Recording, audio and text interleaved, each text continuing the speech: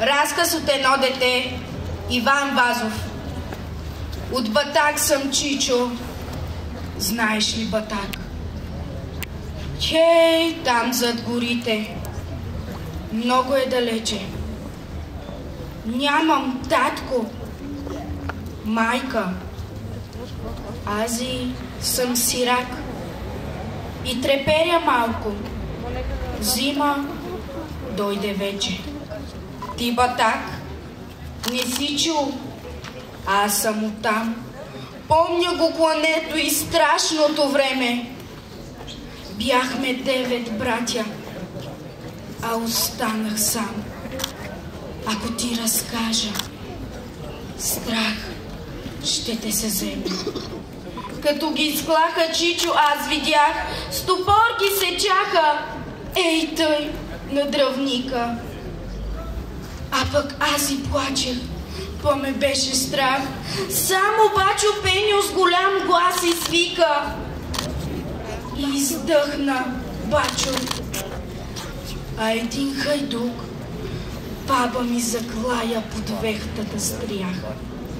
И кръвта протече из нашия капчук. Аз и бях малък и мен не заклаха. Татко ми излезе из къщи тогас с брадвата в ръце и нещо продума. Но те бяха много, пушнаха за в час.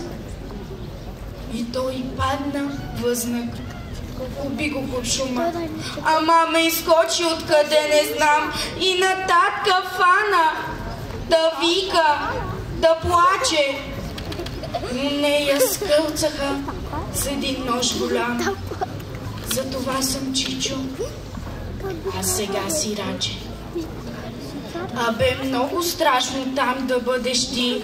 Не знам, що не щяха и мен да заколят. Но плевнята пламна и взе да пращи. И страшно мучеха кравата и волът. Тогава побягнах плачешком навън. Но после, когато страшното замина, казаха, че в оня големи огън изгоря и вуйчо, и дядо изтрина. И черквата наша, Чичо, изгоря, и школото пламна, и девойки 200 станаха на въглен. Някой ги запря.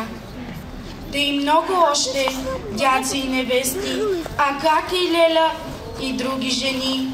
Мъчеха ги 2 дни, да па ги затриха.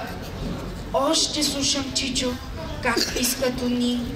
И детенца много на мъждрак набиха. Всички свят затриха, как не бе ги грях.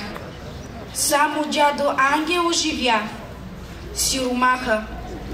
Той пари с котела сбираше за тях, но поп трендафила с гвозди и коваха.